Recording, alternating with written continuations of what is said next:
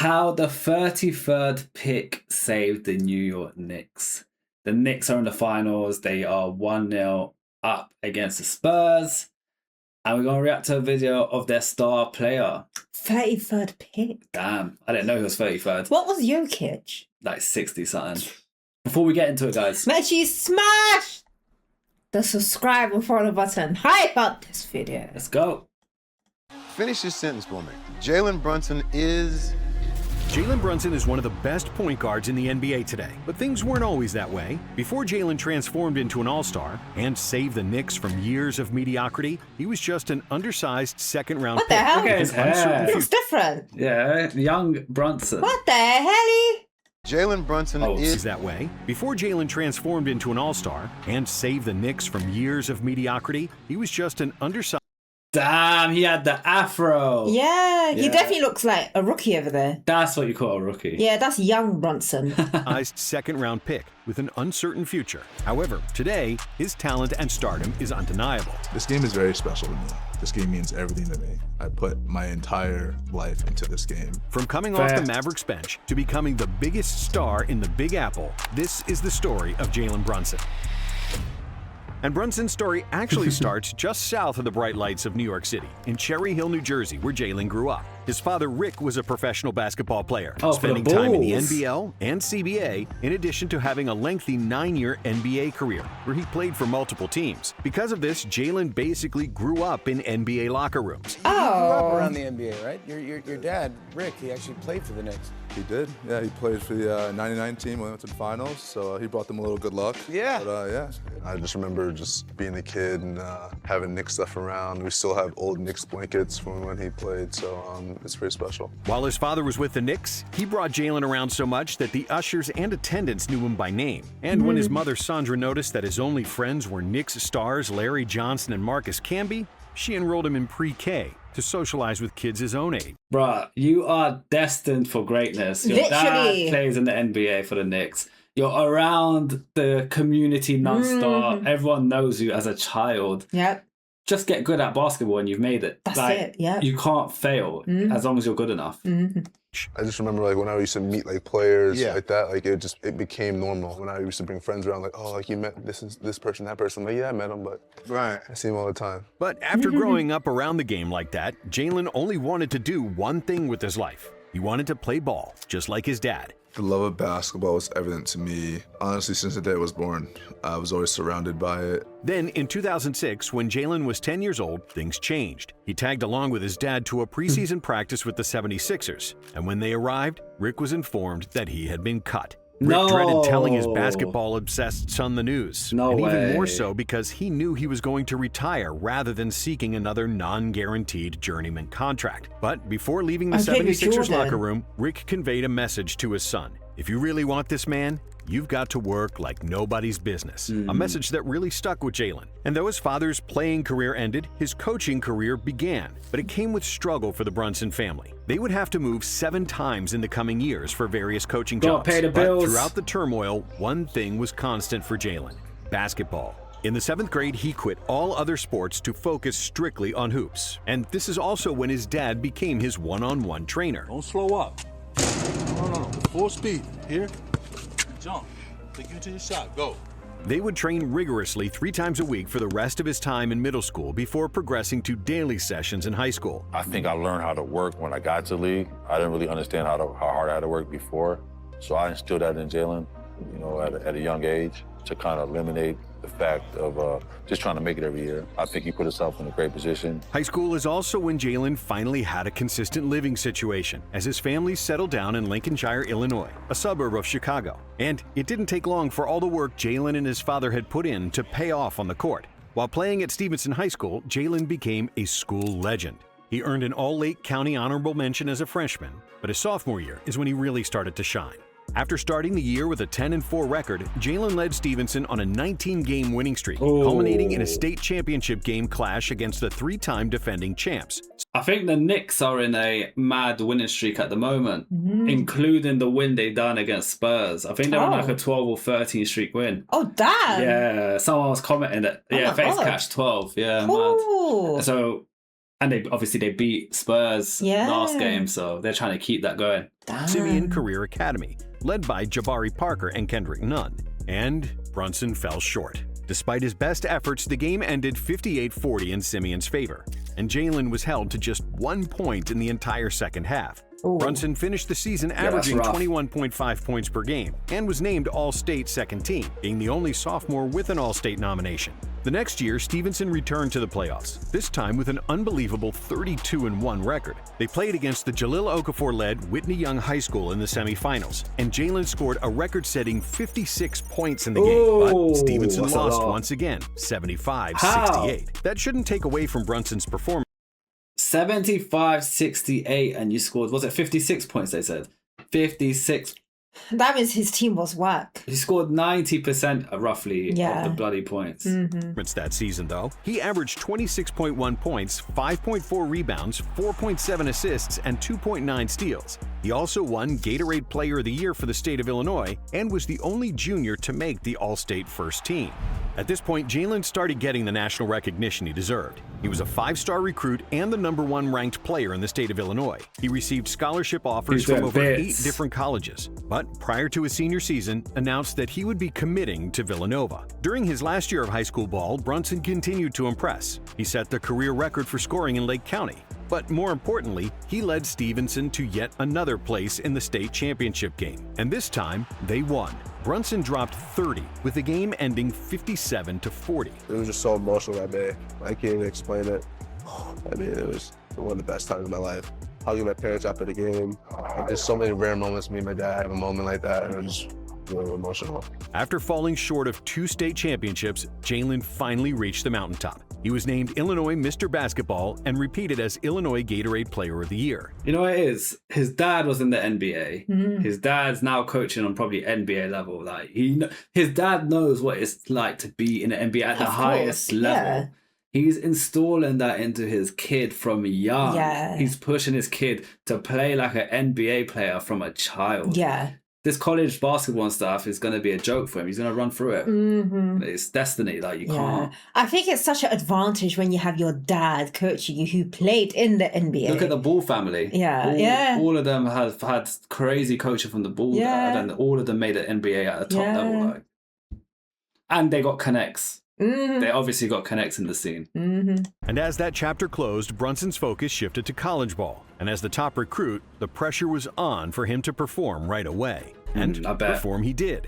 With Jalen as the starter, the Wildcats quickly climbed to the top of the college rankings, finishing the season as the 6th-ranked team in the country. When the NCAA tournament rolled around, Brunson was ready to prove himself on a national stage. Villanova steamrolled the competition before meeting the #1 overall team, Kansas, in the Elite Eight. The game was one for the ages, both teams trading blows down the stretch, but the Wildcats held on to win on the back of 2 clutch free throws by Brunson that iced the game.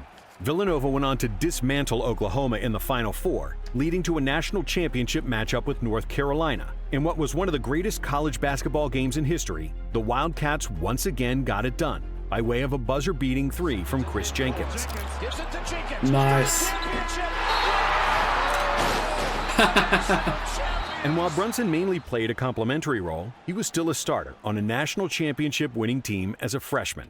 But just like in high school, his sophomore year, he exploded. Villanova was even better, finishing the season as the #1 ranked team in the country. And this time around, Jalen wasn't a role player. He was the 2nd leading scorer on the team, averaging 14.7 points and 4.1 assists. He was also a unanimous selection for the Big East first team. While the Wildcats would get bounced in the 2nd round of the NCAA tournament, that was just a setup for an insane redemption story for Brunson's junior season. Probably the biggest obstacle for him was not being the go-to guy. In his 3rd year, he was the go-to guy, and then the obstacle was, how do I make sure I'm the go-to guy and I keep everybody else involved? And it was in his junior season that he established himself as the best player in college basketball. Villanova was once again dominant, finishing the season ranked 2nd overall. And Brunson led the team with 18.9 points and 4.6 assists per game. But when tournament time came around, the Wildcats took their game to a whole nother level. They won every tournament game by double digits on their way to another NCAA title. I really cannot put this into words at all. I just love my brothers.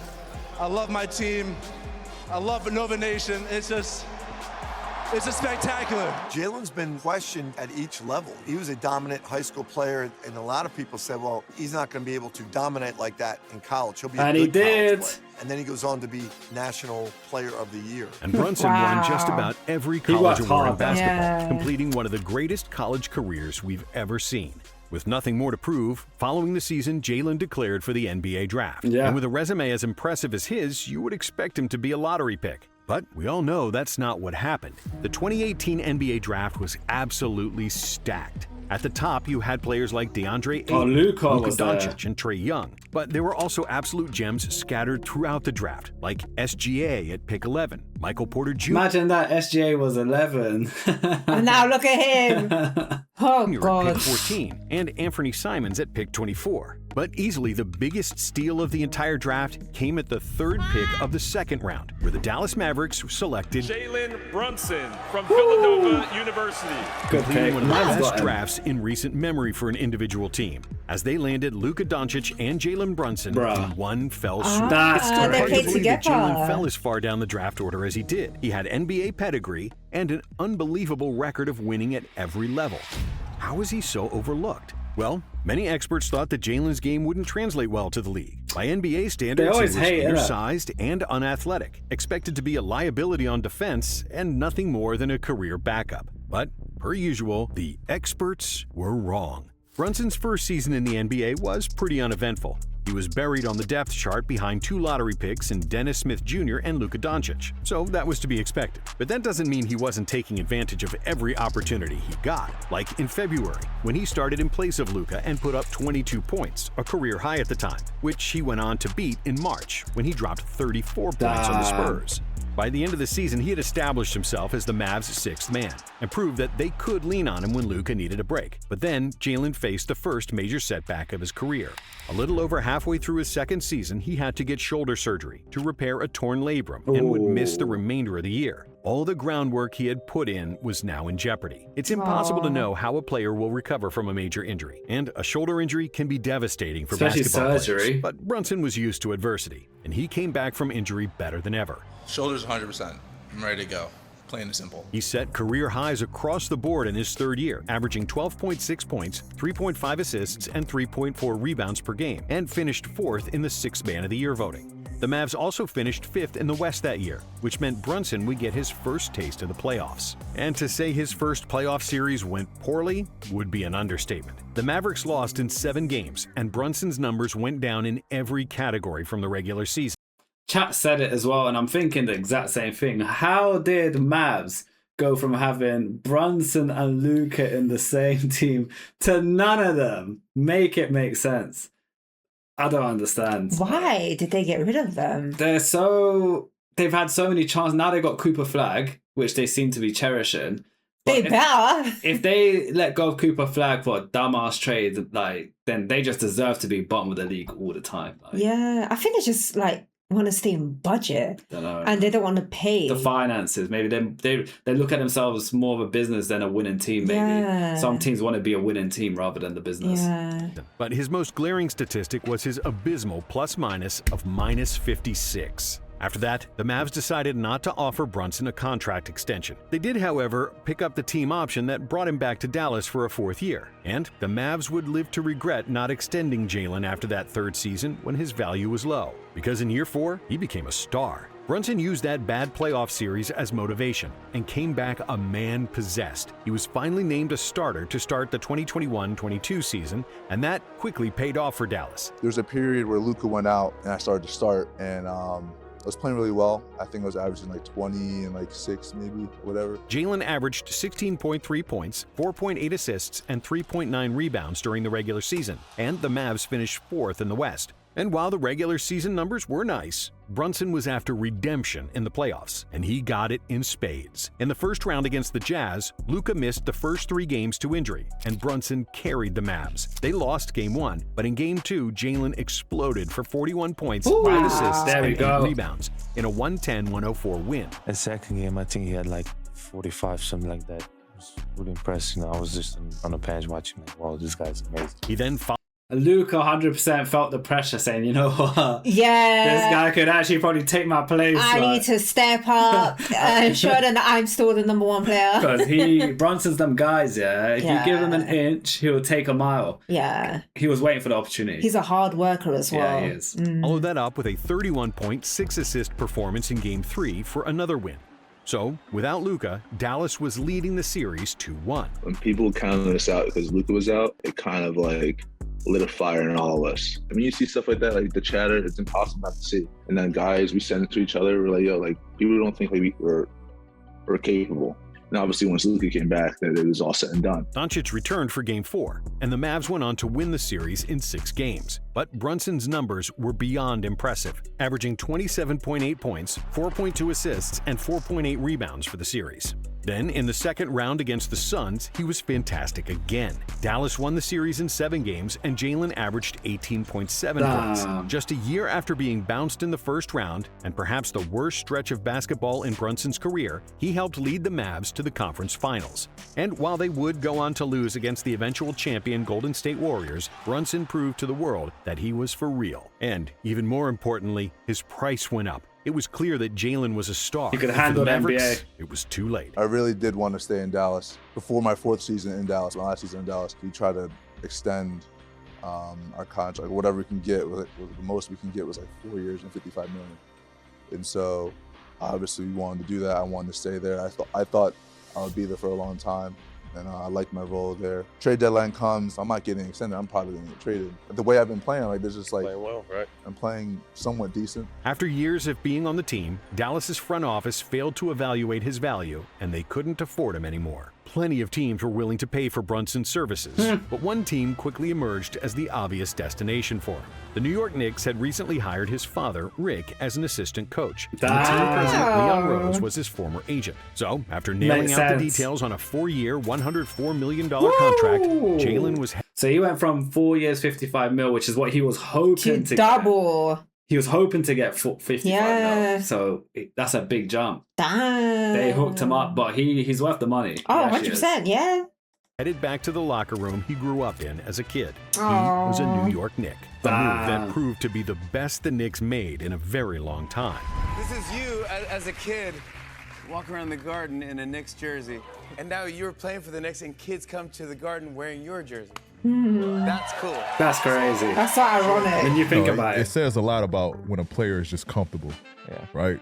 My dad's an assistant coach. My two best friends play with me. It says a lot, too, about you have your system, your support group around you. You know, it allows you to be you, and there's comfort there. Brunson was a breath of fresh air for a franchise that had been struggling. Prior to his arrival, the Knicks had made one playoff appearance in the last 9 years. And in that series, they were embarrassed by the Atlanta Hawks, losing in 5 games. But with Brunson... Oh, no wonder why they hate Trae Young.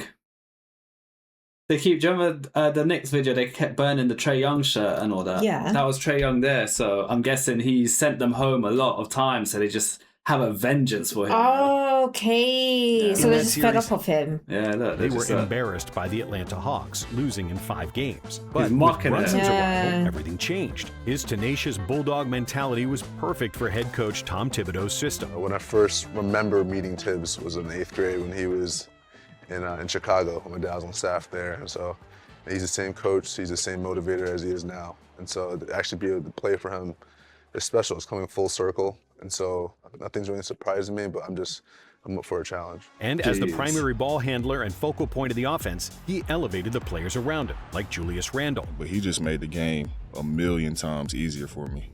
A million times. Like, I didn't have to work to every single time down the possession. And P, you know how that is, bro. Like, but JB just made the game. Made the game easy for him. Yeah. So why is he not working hard? No, he's just saying, from my understanding, Brunson's taking the weight. You know how like LeBron does? He takes a lot What of are the they weight. getting paid for? No, of course. I might as well go as No, well. I don't think he means, oh yeah, I'm lazy and I'm just standing there. I think he means he don't need to play a certain play style that he used to play because Brunson is actively choosing to take that weight off Well, then we himself. need more Brunsons then, isn't it? And not this guy. No, they can't pay 100 mil to everyone, can they? So much easier. In his first year with the Knicks, Brunson set career highs with 24 points and 6.2 assists per game. But even more importantly, the Knicks were playing winning basketball again. After finishing 11th in the East the previous year, they jumped to 5th. And their offensive rating improved from 22nd in the league to 3rd. It was night and day. And in the playoffs that year, Brunson was special. He led the Knicks to their first playoff series win since 2012, as they beat the Cavs in the first round 4-1.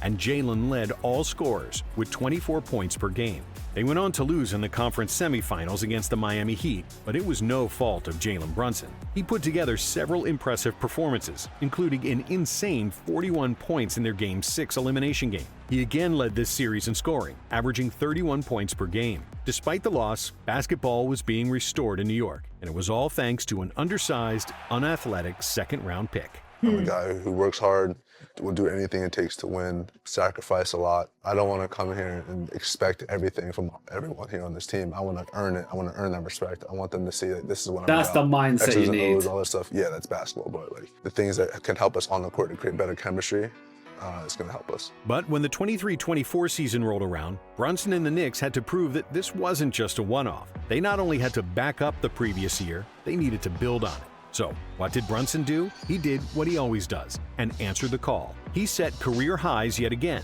averaging 28.7 points and 6.7 assists per game. And he did it by way of some incredible performances, like when he went for a career-high 61 points against the Spurs, or when he tied the NBA record for the most threes in a game without a miss, with 9 against the Suns. It's good! A 50-point night for Jalen Brunson, and he's 9 of 9 from 3. He also became the 100% teams that played against the Knicks just dreaded Brunson's work rate. They're probably for, we were up against Brunson. Not this guy. That he's good, isn't it? He's like that. the 4th Knick ever to score 40 or more points in back-to-back games, and tied the Knicks' 30-point game record for a single season with 36. On top of that, for the first time in his career, he was named an All-Star and stood in Madison Square Garden with thousands of fans chanting MVP. Aww. I mean, he deserves it, man. He does. He really does. Aww. I got nothing to say. I got nothing to say. Fully realizing what he meant to the city and that the work he put in was all worth it. The season was historic for Brunson, but it was also huge for the Knicks, who finished 2nd in the East. And for all their accomplishments, what were they given? A brutal first-round playoff matchup with the 76ers, who just got Joel Embiid back from injury. Not to mention, Julius Randle had been injured during the... The guy said it, I just repeated it. So don't come for me in the chat, okay? That was the worst thing to say, like... regular season and ruled out for the year. But despite many thinking the Knicks would lose the series, they proved why they were the 2nd seed in the East. And, well, they also had Jalen Brunson. At the start of the series, Brunson played well, scoring 22, 24, and 39 points respectively. But when it came time to close out the Sixers in 6 games, he went nuclear, doing something we haven't seen in the playoffs since Michael Jordan. For the last 3 games of the series, Brunson had 3 consecutive 40-plus point games, reaching a level of play nobody could have seen coming. But unfortunately for the Knicks, what they couldn't see coming was the slew of injuries that hit them during their second-round series against the Pacers. In Game 1, the Knicks pulled out a win, thanks to another 40-plus point game from Jalen Brunson. He became just the 4th player ever to have 4 straight 40-plus point playoff games. But New York lost center Mitchell Robinson early in the game to a fractured ankle. Then in Game 2, the Knicks once again found a way to win. But OG Anunoby picked up a hamstring injury that kept him out for pretty much the remainder of the series. With the injuries piling up, the Pacers took the next 2 games at home.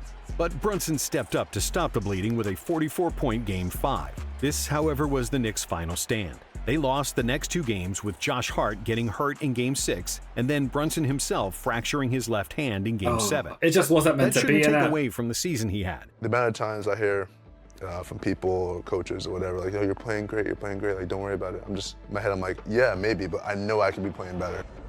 He knows himself. Tired is for the weak, mentally strong. Go.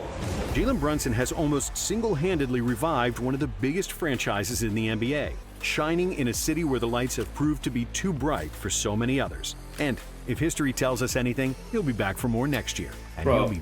as a child, his dad was saying, "Tide is for the weak." I love that. Keep going. Like, you're getting that engraved in your head from I'm gonna like engrave 8 that years into my old. head. That's just one of the lines he's saying, let alone all the other shit he's Yeah. saying. Like, there's no way. Tide he'll is fail. for the weak. Yeah, I love that line. better than ever. Thanks for watching Nonstop. Now, you tell yourself that I first will. when you're training. Tide is for the weak. And now, like you guys said, he's in the finals. Let's see how that goes. They're 1-0, 1-0 up, so they could win. They could win it. I mean, Spurs is an excellent team. Yeah, it's a so... mad team to be up against. Yeah. Both teams are amazing. Mm-hmm.